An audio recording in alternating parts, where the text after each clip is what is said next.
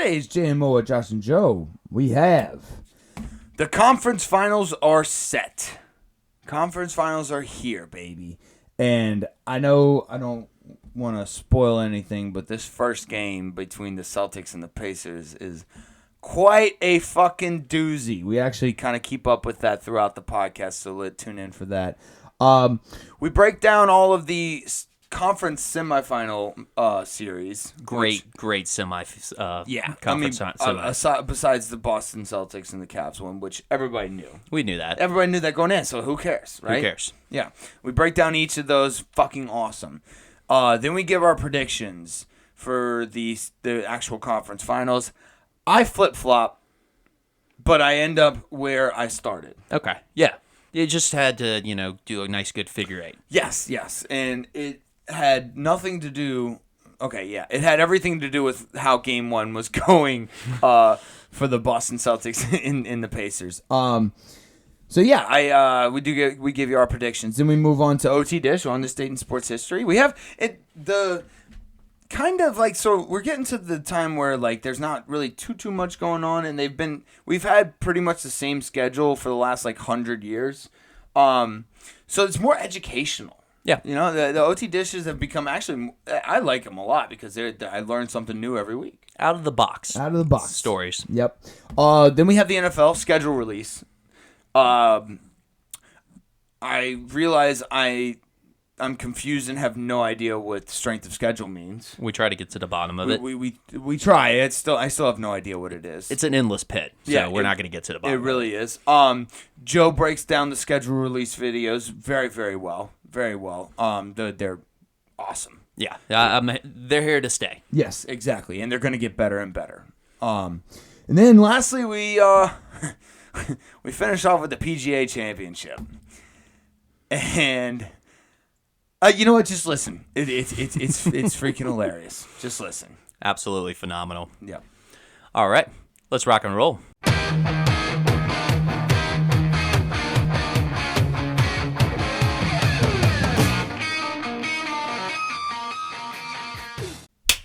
Welcome to JMO with Josh and Joe. It is Tuesday.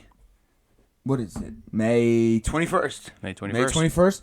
And Joe, dude, the conference finals are set. Let's fucking go. The only problem I have is the Knicks aren't in it. And I'm not the only one that had that problem, apparently. Everyone at ESPN had a problem with that. Yeah, they definitely did. Did you see that? They like all like Dorsberg, Mike Green, like obviously Stephen A, but like everyone at ESPN wanted the Knicks to win. Like, and it was to the point where, like, you know how they're supposed to be, I don't know, they're professional, unbiased. They're not supposed to show favoritism. Mm-hmm.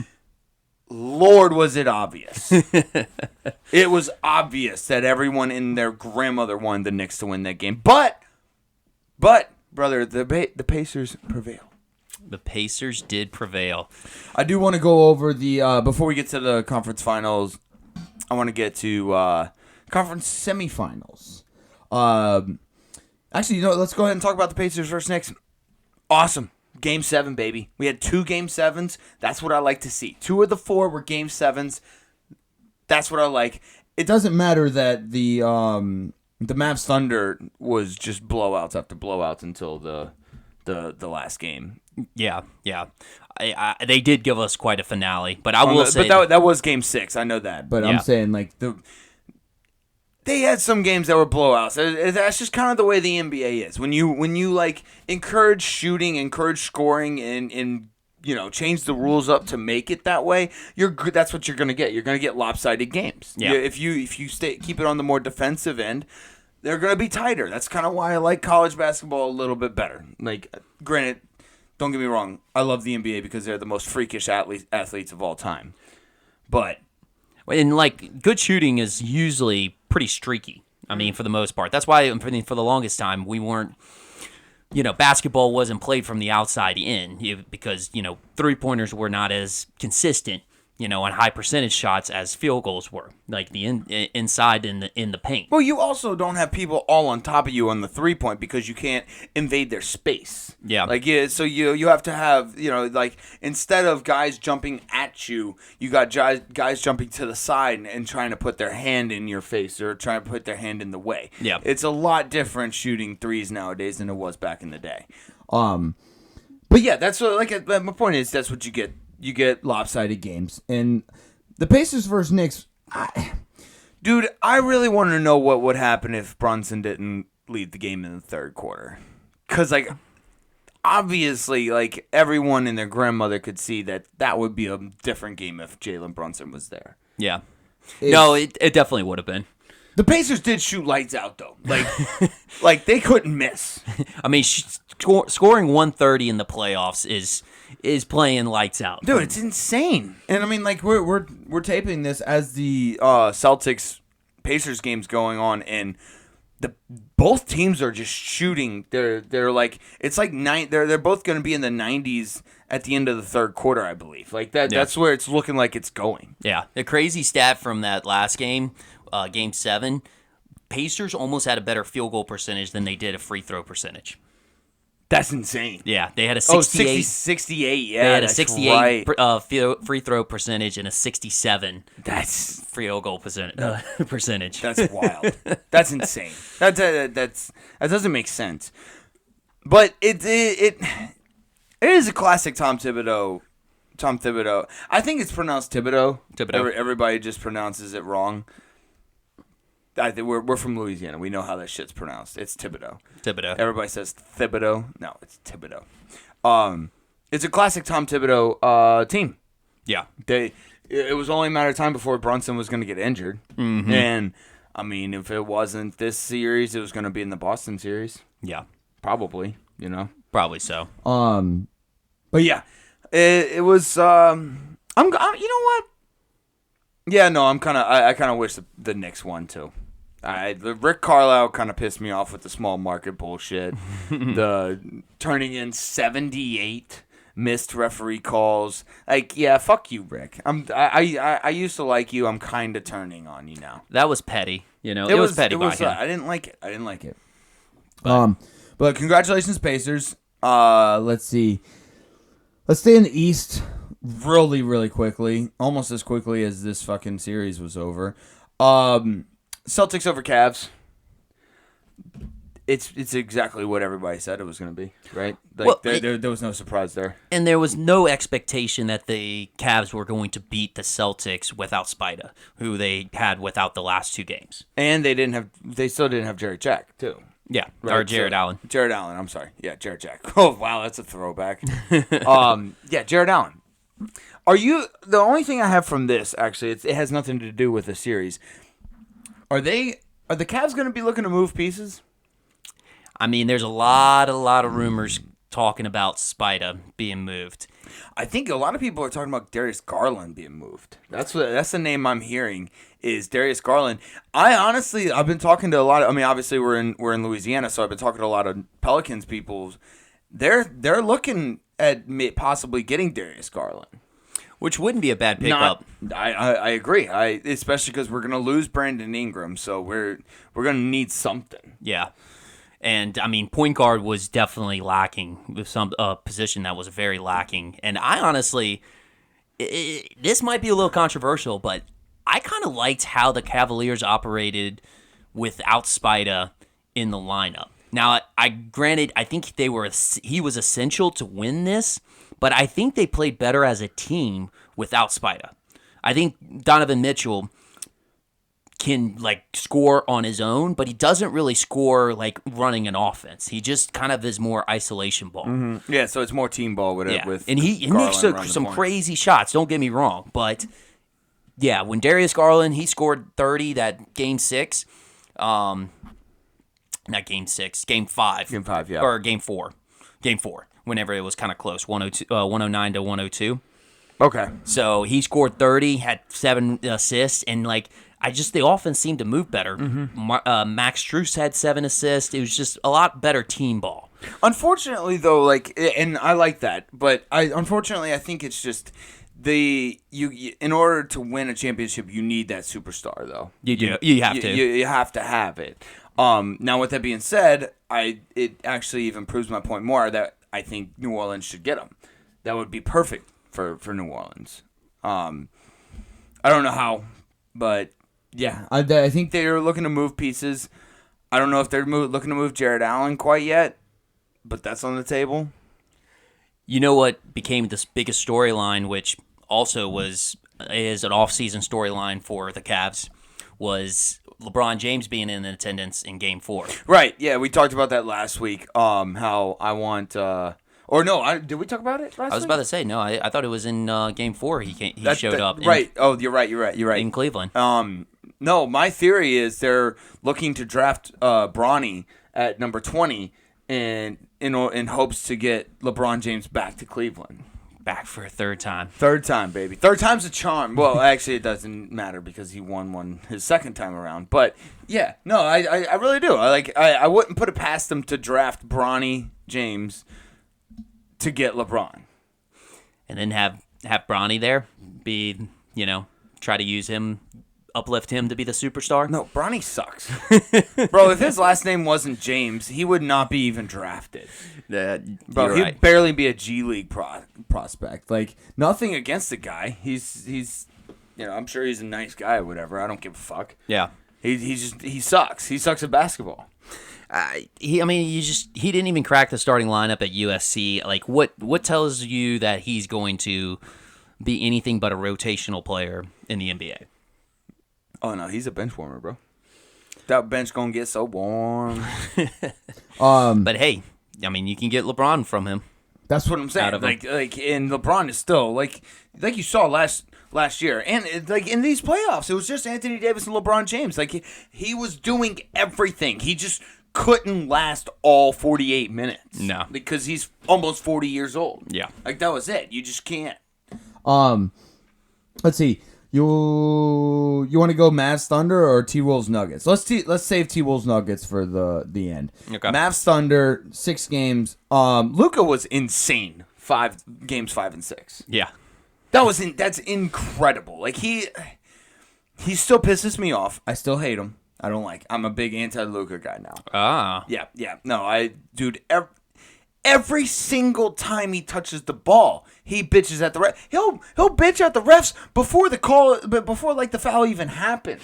He'll bitch at the ref before the shot even goes in. Yeah, that is annoying basketball. Oh, it's so fucking annoying. And I hate when I would play pickup basketball with people and all they would do is call fouls. Yeah. It would just be they would barely get touched. You'd be playing defense against them. You're like, oh, that's a foul, bro. That's a foul. And then they argue about it the whole fucking time. Yeah. Yeah. No, stop arguing. Let's play the fucking game. Yeah. That's what Luka's doing. Pisses me off to no end. I fucking hate it. But I do have to give credit where credit's due. Luka is playing out of his mind. Still a little concerned with how little Kyrie is scoring.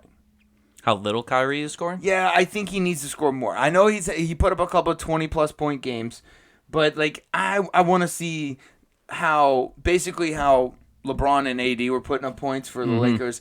That's how I need to see Luka and Kyrie. Yeah. Kyrie needs to be, if he's not scoring the most amount of points, it's either he's scoring the second most amount of points in the lineup, or he's facilitating everything, getting a lot of assists. Then you need 13-plus assists. Yeah. And I will say, I think an underrated part of Kyrie's game is his switch hands. I don't know if you've noticed, but a lot of times when he goes up to the rim, he has so many times where he switches hands based off of where the defense is coming from. Like that Michael Jordan switch hand thing? Exactly. Yeah. No, he's best at taking it to the rim. He might be one of the best of all time at taking it to the rim. If LeBron James didn't exist, or Michael Jordan didn't exist, or maybe Kobe Bryant, I don't know. He's one of the best. Yeah. He's one of the best. And Dwayne Wade. Damn, there's a lot of guys that are good at taking it to the hoop. Yeah. Jesus. Yeah, I think Kyrie needs to score more. That's my big thing. If they want to get past the Timberwolves, which we'll get to that preview later. The Oklahoma City Thunder. We talked about it. They're missing something. They're missing one piece. Some say it might be a little Kevin Durant maybe. Little Kevin Durant coming back. Little KD coming back. You never know, I mean, some are saying, that's just what I'm hearing on the block. Some are saying that. Okay. But, yeah, they're missing something. I don't know what it is. They probably... I did hear this thing. They draft Zach Edey, maybe. Get another guy in there with the Twin Towers. That way Chet can actually play the 4, which I think he's more... Even though he's got the height of a 5, he plays more of the style of a 4. Of a 4, yes, Yeah. correct. So they can have a true 5 in there. There's just something missing. There's something missing. And honestly, to have Kevin Durant back on that team, that sounds fucking awesome. I think that would be perfect. I think they need they I don't know what they need. I still haven't figured it out. But I would like to, like experiment. Experiment's the right word with Kevin Durant in there just to see. Mix things up a little bit. Like you're a chemist just pouring random shit into a bottle or whatever they call those glass things. Yeah. It's like the Cavs, like they have rising stars, but the Cavs, their rising stars just haven't risen yet. Oh yeah, we alluded to that last week. Yeah, they haven't risen. No, they haven't risen. So, but the thing with the Cavs though, they should have risen. Yeah. Like they should be at the rising point. The OKC Thunder, I don't think they should be at that rising point. They're still rising. No. It's gonna suck because they overachieved this season. So it's like, what's the goal next season? I mean, obviously they were number 1 in the West. Yeah, you want to go further in the playoffs. That's an obvious. But during the season, what's going to be the motivation? Yeah, that's true. That's going to be tough. But like you said, I mean, maybe getting a superstar. It's not like Scott Presti's not going to have enough guns and resources to go out and get whatever he wants with the 20 first-round picks he's got in the next 7 years. Yes, he has so many. It's absurd. Obviously, that's not the exact number, but no, it's close. But it's close. We'll say it's the exact number. That's Yeah. fine. Yeah, it's the exact number. So, but yeah, maybe like a big-time superstar that can kind of take over the game, like Kevin Durant. That's not a bad idea. No, I think Jalen Williams needs to step up. Don't get me wrong. Excellent talent. Which one? I mean, obviously, like the JALEN. The dark skin guy. Yeah, the dark skin. I mean, how the fuck else are you gonna know? Well, probably the only way I know is just a spelling. I know. Yeah, but one's JALEN, one's JAYLEN. Yeah. Damn, one letter separated by one letter in skin pigmentation.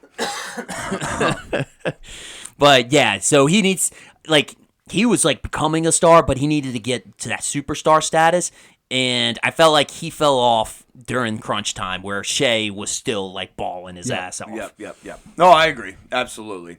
But yeah, congrats to the Mavs. I mean, no, I didn't see them. Well, it was one of my biggest regrets. Okay. I wanted to bet the Mavs to win the series, and I almost did. I really wanted to, but I actually picked the OKC. I didn't bet them, thank God. I stayed away from this series, but picked OKC. Yeah, I don't think. I mean, they were the 5th seed. I don't think anybody saw the Magic getting this far. No, I mean, I'm not the Magic, the Mavs, the Mavericks. Mavs. Yeah, no, I mean. Yeah, they beat the Clippers, which, I mean, we knew that was going to be kind of evenly matched, especially with Kawhi out during that time. And then this series, they just kind of matched up well with them, And Luka played out of his fucking gorge. Yeah. Derek Lively had himself some coming out games, Yep, so did Gafford. That was a Derek Lively coming out game. PJ Washington had some good series. games. Derek Jones had some good games. Yeah, PJ Washington scored the most points in a couple of games, right? He was either the most points or up there with the most points. Very much up there. He was just shooting lights out on 3 points sometimes. But as you see, from games 5 and 6, you want Luka to be the top scorer. Yes. Right? Yeah. Absolutely. Yeah. Let's get to the last one. The Timberwolves versus the Nuggets. dude. I was so happy. I was so happy. I think I alluded to this I think I alluded to this last week, but I put a nice little bet on the Timberwolves winning the NBA Finals. And Lord, was that a wild ride for a Game 7 for me. It's a good start so far. But dude, they had a 30-point swing in the second half. They were down by 20 after the first half. I was like, this is over. This is done. Especially in Denver. In Denver. Yeah, what the fuck? And after Jokic stood up all fourth quarter in protest to how bad they were playing in Game 6. Yeah, with like that eyes just of, Dude. super villain. Whatever Chris Finch did in the locker room at halftime, because like obviously his game plan was not working in the first half. He switched it up. They were attacking down low. Well, he's injured. So he's playing injured. He is playing injured. Yeah. So Chris Finch is playing true. injured. That's So true. he's a little off his game right now. Well, he got back on it. Yeah, that's true. He started off a little bit off, so he adjusted. Yes. Took him a little bit longer because of his injury. That's Yeah. right. You're right. You're absolutely right. I'm sorry. I should have said that. But he did a phenomenal job. They were just attacking everything defensively down low. Just attack. That was like the theme of the second half for the Timberwolves, and it worked. That and defense. Yes, that's what I meant. Like attacking defense. Oh, like down gotcha, low. gotcha. Oh, I thought you were talking about offensively. You're right. I should have specified. They were attacking them defensively down low, and they just kept attacking him down low, and it worked. It worked. They 30-point swing in the second half. Just to be a fly on the wall in that locker room at halftime would have been fucking amazing. I mean, like, kudos to the Nuggets because they fought back from down 0-2, then they went up 3-2.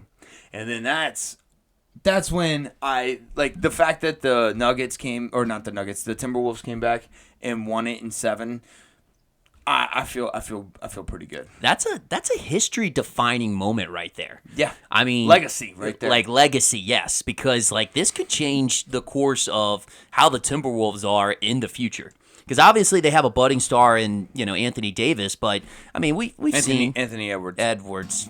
Anthony Edwards, but I think they have the superstar in Anthony Edwards. Yeah, but at the same time, I mean we've also seen superstars not go all the way and kind of been left short from time to time, like Paul George.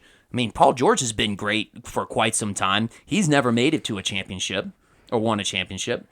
I don't think he's made it. He's made it to a finals. I forgot the Pacers did make it to a finals, but Pacers did make it to a finals. You're right. But I forgot about the Pacers. Yeah, but he didn't win. He's never won a finals. Mm-hmm. And you could go down the list on quite a few stars.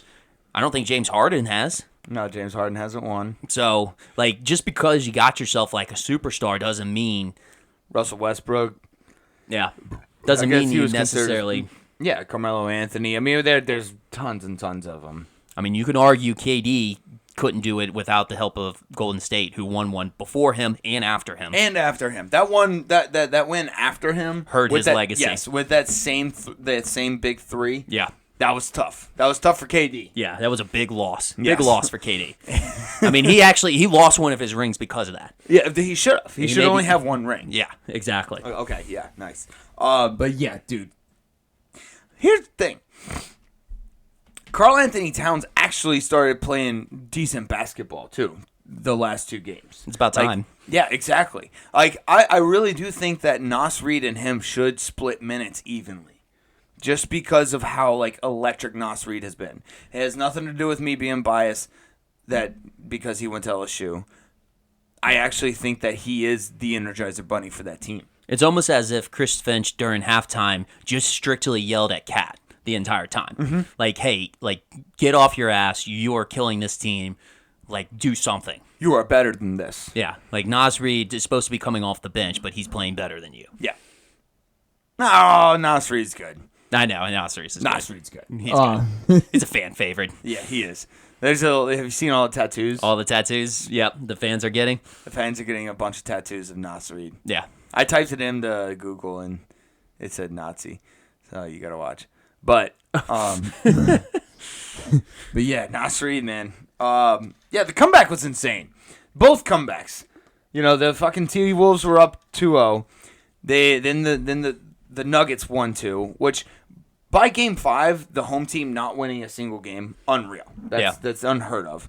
Then the Nuggets won game 5.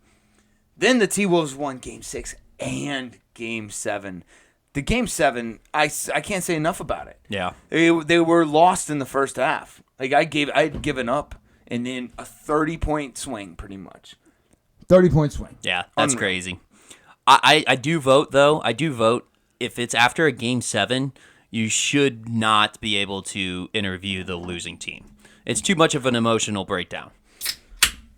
I don't know if you got wind of the post-game presser with Mike Malone. No. So very, very much pissed off. Pissed off. Sure. That's what the media looks for. Yeah, I think they look forward to interviewing the losing team more than they look forward to interviewing the winner team. Yeah, they're looking for the reaction. They're jerks like that. But I will say, I have to give him. We are kind of the media, so we are a little bit. A little bit. I mean, we are jerks. We are jerks. Yeah, that's true. I'm not saying anything. That's fair enough. Not very reflective of us. Continue, my good sir. So for context, Mike Malone, post-game presser, was getting asked questions specifically about the 20-point letdown, and so he got himself really, really frustrated, and he was like, apparently it was more in the reflection of are you saddened by the season being over because you lost by 20, lost a 20-point deficit? And he's like, no, fuck it, a 20-point deficit. The season's over, That's why I'm upset. He's like, stop. He's like, stupid ass questions. They do ask some dumb ass questions. They ask some dumb ass questions. Dumb questions. I will say, but if you actually go back and listen to that interview, you can hear the Timberwolves celebrating in the background. So I will say that is upsetting. I don't know. That sucks. I don't know who is, director of the placement of the pressers in the Denver Nuggets facility or something like that, the facility manager, but that was bad placement. Yeah. For sure. Very bad. So I understand Mike Malone getting frustrated. I mean, he's basically just lost a very intense emotional series, and then he's got to go listen to the other team celebrate while he's answering questions. Oh, if I had a position like that, I would get fired immediately for my reactions to these dumbass questions. Yeah, I wouldn't be able to contain myself. I'd probably go to jail for assault. Yeah, that's probably what it would end up with. Or you get bankrupt from fines. Yes, yeah, from fines in the NBA. That's probably what it would be. Last thing, how about what is it? Is it the GM for the Timberwolves? Tim Conley? Yeah. How about this guy? This guy is he wins regardless of who wins that series. Oh, absolutely. Even though he's employed by the Timberwolves. He built both of those teams. Yes. He's gotta have the best life right now, right? So he built both teams. He was obviously started off with the Nuggets, drafted Nikola Jokic, hired on Mike Malone, and then I think he drafted Jamal Murray too, right? I believe that was his first draft. If was Jamal Murray as well, but yeah, crafted that team together, and then gets hired on by the Timberwolves. He ends up crafting that team together, made that big trade for Rudy Gobert. He also hired Chris Finch, who was an assistant to Mike Malone. So basically, just built himself another Nuggets and basically won the series. Tim Conley won the series. Yes, drafting Anthony Edwards was also that was his ace in the hole. Big time. But Tim Conley won this. He won the series. Yeah. And it didn't matter who actually won. Yeah. He won. He won it regardless. Yeah. I mean, he won the series before the series started. He is God. He's God of the NBA. Yeah, he's God. Move over to Adam Silver. Yeah. Fuck you, Adam Silver. Tim Conley. Actually, yeah, Tim Conley for... let's get Tim Conley to take Adam Silver's job. Because Adam Silver hasn't done shit. He hasn't done shit since the, first year he got in, and he did... Oh, what did he do? He did one, I can't remember what it was, but he did one profound thing, and everyone was like, oh, Adam Silver is going to be the best of all time, blah, blah, blah, blah, blah. He hasn't done shit. I will say he was glazing over himself with the in-season tournament, for sure. Yeah, but that wasn't just Adam Silver. I know, but I know, but anyways, Okay, I'll give him the in-season tournament too. So you've done two things in the fucking like 15 years you've been in. Two things, bro. Congratulations. Good for you, bud. the media likes him because he can articulate himself very well. They love people that articulate themselves. Well, they can kind of control him too. I mean, they control Roger Goodell. That's basically No, what. the owners control Roger Goodell. Oh, the media controls Adam Silver. Yeah, I think I don't know. I think they can he plays into what they want.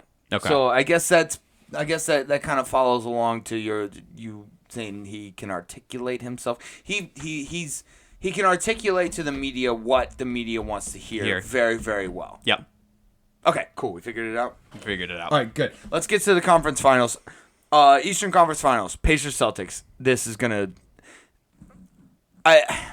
Here, actually, you know what? I'm gonna look up the score right now. Oh shit! The Pacers might win. It is one. The Pacers have 115. The Celtics have 112, and it's the fourth quarter with 57 seconds left. All right. So what I have written down is Celtics in 5. Really? Yes. Do you want to change that? Oh yeah, absolutely. 110%. I want to say Celtics in 7. I actually have Celtics in 7. Do you really? And I did that before this game even started. Okay, good for you. Good for you. So- Well, I never really had much credibility to begin with. Okay. So yeah, no, sure, we'll go Celtics in 7. Celtics in 7. I want to just because I want to see one game 7. I just think the Pacers match up well against the Celtics. It's not that I think that the Pacers has had an easy like path to here because they got themselves a Giannis-less team with the Bucks in kind of a disarray too, with the whole in-season coaching hire and such. Dame Lillard was out one game too, I think. Yeah, exactly. So, and then the other series, the New York Knicks, they were beaten up. Decimated. I mean, they just kind of got decimated with injuries at a certain point. I mean, I had 4 or 5 guys out and only playing really 7 the entire game. You know what? I take that back. I'm going to go back with Boston in 5 because I think Porzingis is going to be back either next game or the game after. And I think that's going to throw a major loop. I agree with you that the Pacers, they match up with the Celtics very well because I think both teams score unbelievably. They both score at will, basically. They both have 7-footers that can shoot 3-pointers, which is wild. Yep. They both have superstars, essentially. I'd say Halliburton's kind of a superstar. He's not like a Jason Tatum status. But Siakam still gets overlooked. Siakam's Like, awesome. Obi Toppin is a hustler, bro. Yeah. That dude he's like a fucking, I don't even know. What's a good way? Who's a good player to describe? Like, I don't know. He kind of reminds me not of Aaron Gordon. A little bit like Aaron. A little bit like Aaron Gordon, almost. That's kind of the name that popped into my head. But I think that's not a bad player comp. No, not at all. And I think he can score a little bit better than Aaron Gordon. But Maybe a better shot. Yeah, a little better shot, but kind of plays the same way as Aaron Gordon. Which Aaron Gordon won the championship last year. So, yeah, that tells you everything you need to know. I like the fucking Pacers. The Pacers look good. They're just not gooder than the Celtics. Gooder than the Celtics? Yeah, they're just not gooder than the Celtics. I think without Porzingis, they match up very, very well because they got Miles Turner that can, wreak havoc down low and really Celtics don't have a counter on that. Right. If Porzingis is not in. And then Siakam can play some good defense. He's got that long range. So I think they can play pretty go toe-to-toe with them as case in point. How the series is going right now. Dude, what if the Pacers beat the Celtics? For game 1 or the whole series? The whole series. That's going to be intense. That'd be such a blow. Missoula would have to get fired, right? Because they don't blame the players in the NBA. They don't. That is very true. That's it. That's like the number 1 rule in the NBA. It's like don't blame the players. Don't blame the players.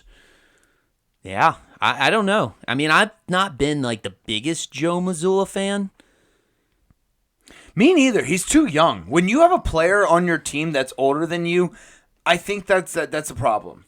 Al Horford is 2 years older than Joe Mazzulla. There's something that goes along with experience. Yes, Like, I agree. I agree. especially being a coach and having your message have authority with it.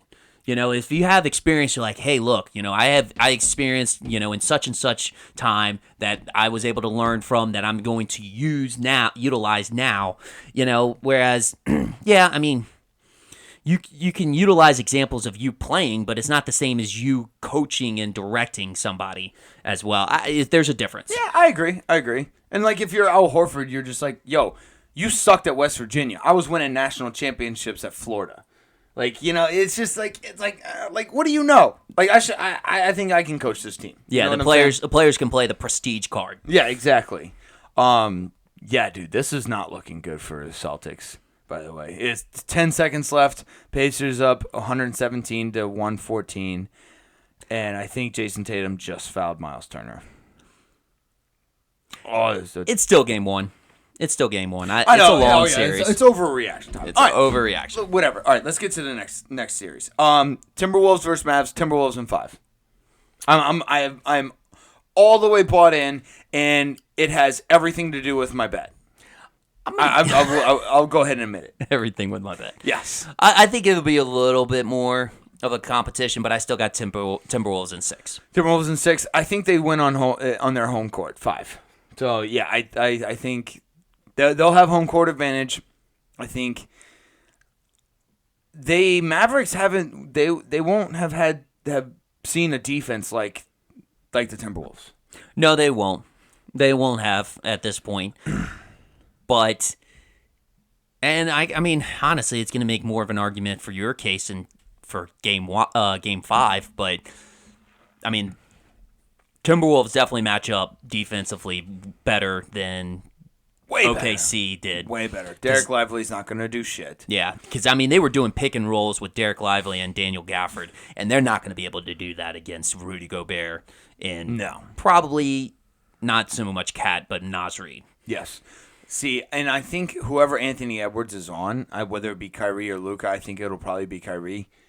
I think he's going to get shut down. It actually might be Luka. They might stick him on Luka. Well, because Conley will probably go with Kyrie. Yeah. Although Conley is getting a little old. Yeah, I don't think Conley's going to be on Kyrie. Maybe not. It might put Conley on Luka and Anthony Edwards on Kyrie. Yeah, that sounds a little bit better. A little bit more, yeah. Because, Luka's really good, but he's also kind of slow.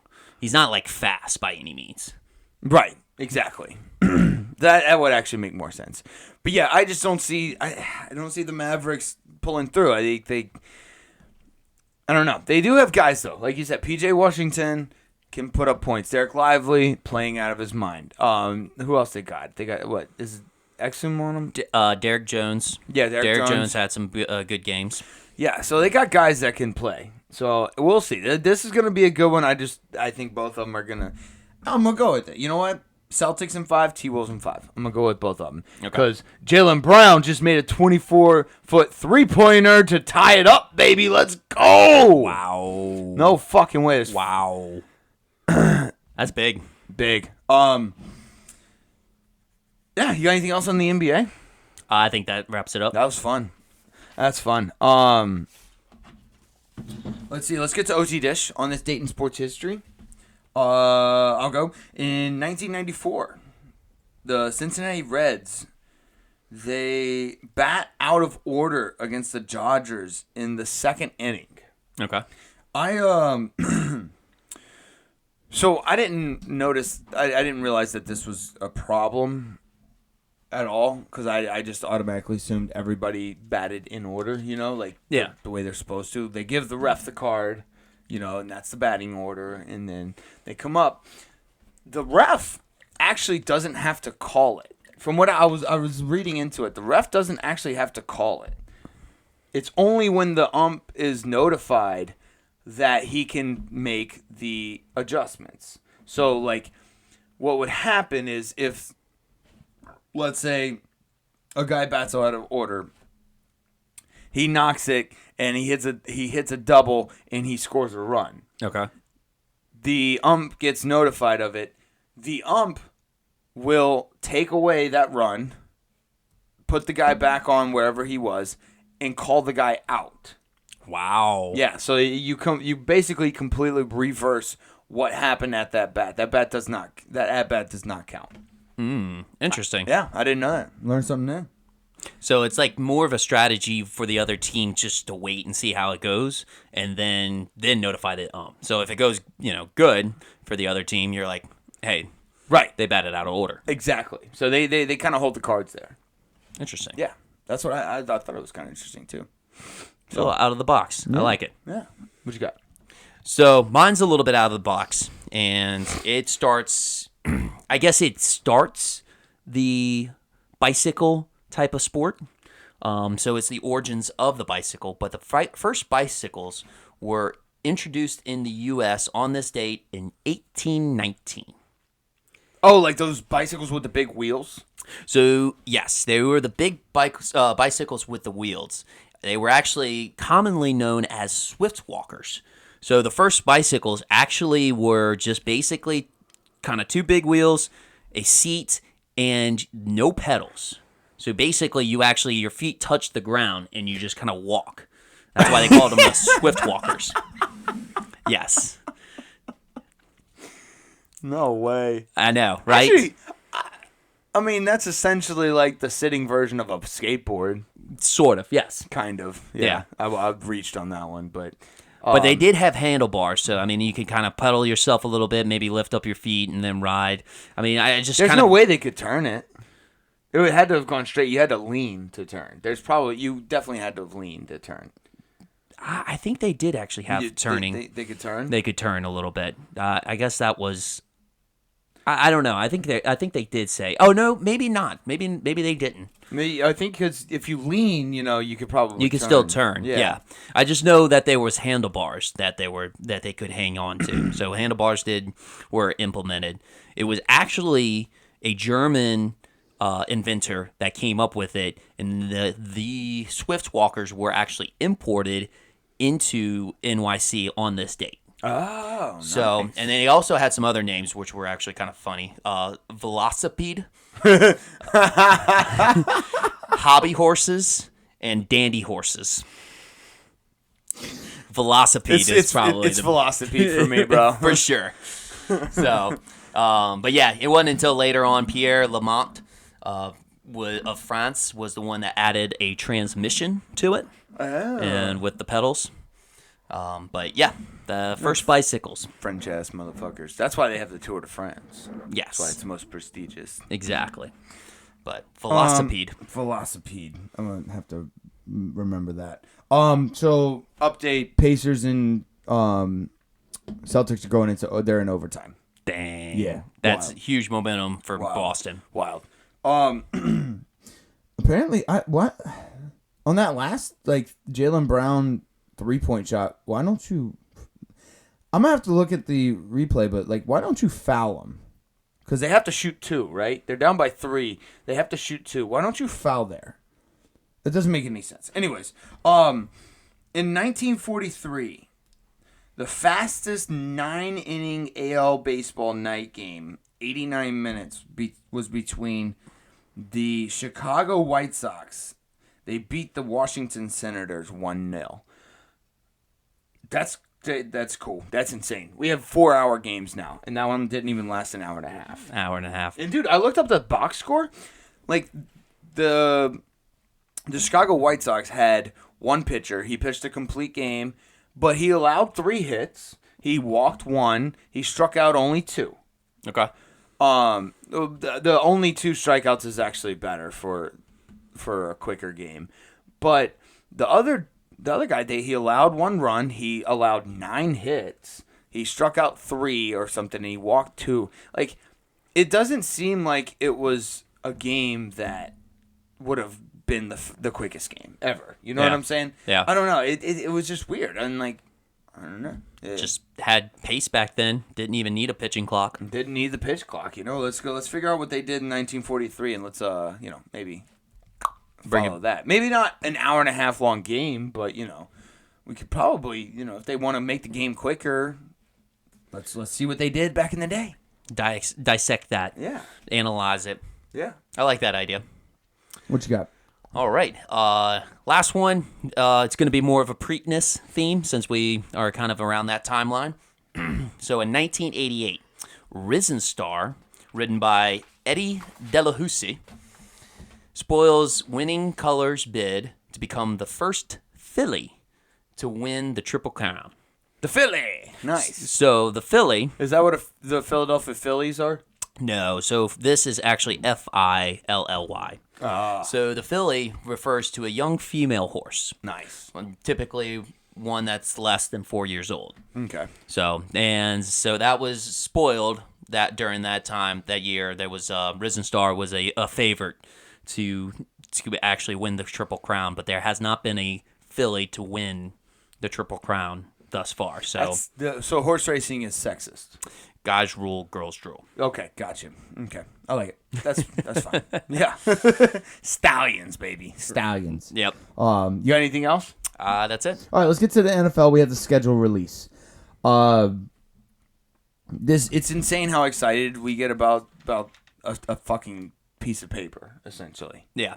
It's wild. But we did. And I have noticed that I don't quite understand what strength of schedule means. I don't get it. You don't get it? No, dude. Because so Now this makes sense. The NFC South, according to I looked up a couple of places, but most of I'm gonna go with CBS because this was kind of like the I don't know. They seem to have everything correct compared to everybody else. The last 4 of the 5, so 4 of the last 5 weakest schedules was the NFC South teams. Okay. 4 of the last 5. I think that's also based off of last year's records. It is, but it's just it's gonna be fun. it's gonna be great. Here's where it confuses me. So the AFC North has they got the top 3 hardest schedules. Okay. That's the Browns, the Steelers, the Ravens. Somehow the Bengals are all the way down to number 16. That's where it starts to confuse me. Yeah. You know, how are they the top 3? Number 1, 2, 3. I think one of them's tied for 3rd or something. They're 1, 2, 3, and the Bengals are all the way down at 16. Does that make sense? It doesn't make sense because obviously, if we're basing it off of last year's record, it's going to make sense that the same division is going to be in a cluster. Right. Because they're going to be just like the NFC South. Yeah. So if it's like if you're like a good conference, you should be in a good cluster, like which the AFC North was a good division last year. So yeah, that doesn't make sense. I guess just the other games, because usually you play another division. You play another NFC division, you play another AFC division, and then you play two of each. 2 of each. So I guess the 2 of each is the ones that are really easy. Another thing that kind of like proves my point is down there with the NFC South is the Bears. They're the 5th team. Okay. So like we have 4 of the bottom 5. The Bears are tied for 29th or whatever. They're down there. Every other team in the NFC North is top 15. Okay. That just doesn't make any sense to me. I just don't know how that goes that way. I know why. I mean, the Chicago Bears were the the last team. Or not the last team. No, but that it doesn't make any sense. They were last place. That was Carolina. They just had Carolina's first round pick. Yeah, they were last place last year. So all the other teams in their division should be better. It doesn't make it sense. No, it doesn't. It makes no fucking sense. Sense. That's what I learned. I've learned this year. Like, and I've glossed over it, but I really studied it this year. It doesn't make any sense. The strength of schedule makes 0 sense. Yeah, I'm kind of getting a brain aneurysm trying to think about it. Okay, well then, all right. Let's how about this? Let's just move on so we don't hurt you, and let's go. Let's go to the social media aspect. All right. Now, I will say this. because I was starting to get bored and felt like it was really inflated that the NFL was trying to hype the schedule release out, and it's like, it's just a schedule.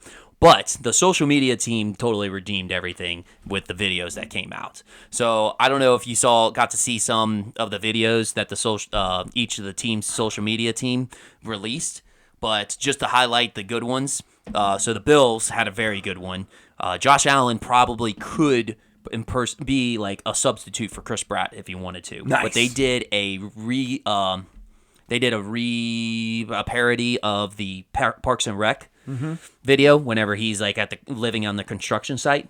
Okay. And so Josh Allen went to the construction site of the new Bills stadium and acted like he was living there, and it acted just like actually spot on Chris Pratt impression. I have to give it to him. Good for him. No, I did not see this. Yeah. So that one was a highlight. That's a good one if you haven't seen it. So obviously everybody was taking cues from the Titans last year because their schedule release was hilarious. It was the best schedule release of all time. Yes. So they did a sequel to that. Yeah. They did a sequel to that, and it was funny. They didn't do like what the team.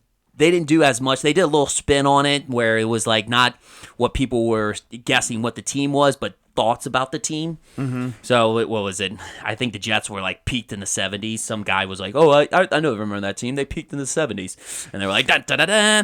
But so that was good. Cowboys kind of had a weird one, but it was also cool at the same time. They kind of flexed their muscles about all the celebrities that they know. The Cowboys are a weird franchise. Yeah, but they would FaceTime a bunch of these celebrities that they corresponded with each of their schedule, their opponent's schedule, and they would basically just have like a bunch of them in the background. It was like Jerry Jones, the mascot, Post Malone, former players, and all they were doing was just sitting in the background just staring. So it was like an awkward FaceTime. Actually, Dawn Staley, they did her for the Eagles.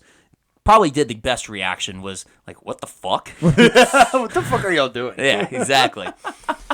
So that was funny. Chargers did SimCity. Nice. That was a good throwback. And then the best one, I think, had to be the Jacksonville Jaguars. Did a collection of old Vine videos. Yes. That one was very nostalgic. Yes. Especially for you and I. The Vine peaked when we were in college. They peaked when we peaked. Yeah, exactly. We both peaked at the same time. Exactly. Yeah. Okay. Now I'm gonna go through and look. I'm gonna go look through all of these. Yeah, but if you haven't seen those, they were fantastic. I think that's what made the schedule release. Yeah. I want that to continue. Please continue. It'll only get better and better. Yes. But yeah, I went through. I want to say this. We gotta show some love to the Saints. I went through the full Saints schedule. We played the NFC East, which sucks. Also, we had the second to easiest schedule. I don't know how we have the second to easiest schedule because we play the NFC East and the AFC West. We play Patrick Mahomes and we play Justin Herbert with a Jim Harbaugh. We play the Dallas Cowboys. We played the Philadelphia Eagles. I mean, like, and then we also played Cleveland and the Rams as part of the. Like, I'm not saying it's a really, really good schedule, but also, like, it's not like a terrible. It's not like the second to worst, right? Again, this proves my point that I don't fucking understand what strength of schedule means. Not a clue. But I did go through our schedule, and I think we can go 11-6. I'm gonna say that's gonna be the most optimistic. I want to say 10-7 is probably a little more realistic. It's not realistic at all, but it's more realistic in my brain. But yeah, 11-7. I was going through. I think we can go 11-7. Even with Derek Carr as a quarterback. Well, you don't have to remind me of that. Jesus, man, we don't have to talk about it. Right. But yeah, you got anything else on the schedule release? That's about it. Okay. all right, let's get to the PGA real quick. Or not the PGA. Yeah, the PGA. PGA Championship. PGA Championship. Congrats to Xander Schauffele. He fucking won one. He finally broke through. Yep, good for him. He played amazing, dude. Like Morikawa played amazing. Bryson DeChambeau played amazing. Like, dude, these golfers were just shooting lights out. The biggest news, though, the problem with this is like, the biggest news isn't any of that shit. Nope. None of that is the biggest news. The biggest news to come out, and this is why Scotty Scheffler is the best fucking player of all time. He's the best of all time. Is Scotty Scheffler getting arrested Friday Yep. and then shooting a 66 on Saturday? Or getting arrested Saturday and then getting arrested Friday morning and then shooting a 66 on that. On that day. That's it. So the story is he was trying to get around traffic. He was heading to the facility and he was trying to get around traffic. Yeah, there had been an accident right in front of the entrance of the golf course, and apparently somebody had died. So there was like a crime scene. Right. Yeah. Okay. And then he was trying to get around it because he wanted to go and do his pregame rituals and shit. It sounds like he ran into a cop that kind of had a short man complex and was trying to be a big dick. Yeah. Well, according to his attorney, apparently one cop directed him to go that way, and then another cop was stopping him, but he ignored that cop. And so, yes. So it was a conflict. There was a little bit of a conflict, and yeah, so basically the cop that was trying to stop him apparently tried to hold on to the car, end up dragging him a little bit, which with a statement released by the police caused uniforms damage beyond repair. And yeah, what the fuck does that mean? like, come on, man. Like, bro, I know girls that are less dramatic. Like, exactly. My ex-girlfriends are less dramatic than that. Like, Scotty could pay for the entire officers that unit's uniforms. Yeah, I don't understand that. And then, like, the funny thing is, like, he went to jail and then fucking his mugshot was incredible. Yeah, it was great awesome. Great mugshot. And the mugshot Hall of Fame now. Well, no, it's nothing like John Daly or Tiger Woods, but it's in the Hall of Fame. It's up there just because he's good. Yeah, he's just like, what the fuck am I doing here? Yeah. He did his pre-stretch in jail, which as he said was a first. Okay. And then he shot 66, which is awesome. Yeah, which is crazy. I mean, probably based still off of adrenaline, you know, of everything that was going on. Probably. It didn't distract him. No. You know what did distract him? The next day. Not having his caddy the next day. Oh, not having his caddy. His caddy was apparently at a high school graduation for his daughter or something. Ah. That's why he didn't shoot very well on Saturday. Interesting. So shows how good a caddy actually can be. Yeah, how important it is. That caddy should get a raise, like, instantly. Yeah, absolutely. Oh, the value of that caddy just skyrocketed. Yeah. But yeah. I'm sorry. Who won this? What were we talking about? I'm just talking about Scotty. Yeah, actually, you know what? We were trying to think if maybe, like, what could stop Scotty, and we were thinking, maybe, taking a break from the baby. Comes to find out, it's the cops. It's the cops, yeah. Or the caddy. I mean, I don't know. No, we got to figure out. The cops didn't stop him at all. Cops couldn't stop Scotty. It was the caddy. You got to shoot his caddy in the leg. Yes. And there you go. You've stopped Scotty. Dang. All right. Hey. Your move, Colin Morikawa. Your move, Bryson. I was about to say, Rory. I was about to say, Morikawa does not seem like the aggressive type. Oh no, he hires people out. You can hire some people out. Okay, that makes sense. I was thinking maybe Bryson DeChambeau or Brooks Koepka. Thinking of random people. Oh, speaking of Brooks, I was completely wrong on that. Yeah, absolutely wrong. Yeah, way off. I don't know. I just figured he would be up there because he won the PGA Championship last year. But it is different. The PGA, I think, was the third major last year. It's the second major this year. I can see how it would throw him off. And doesn't the PGA Championship rotate locations? Yeah. So, like, it's not like the Masters where if you kind of play good at the Masters, sometimes you just continue playing good, like Bubba Watson. Right. Bubba Watson kind of just plays good at the Masters. Not, like, all the time, obviously, but he plays, like, some of his best golf.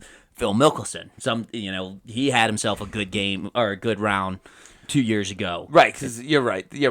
And there was a lot of talk that Rory could win it because he won it 10 years ago in the same place. Yeah, like if it's conducive to your style of golf, you're just kind of better on certain courses. Right. I agree. Anything else? I think that wraps it up. That wraps it up. All right, that's our good old golf talk. It was awesome. Yeah. You never hear about golfers going to jail. That's why like their mugshots are in the Hall of Fame. Yes, exactly. We see football players and basketball players go to jail all the time. It's watered down. Yeah, it's awful. It's fucking old news. Yeah. But yeah. All right. Well, we'll see y'all next week. We might have a special guest. Who knows? Later. Love y'all. Sorry. Later.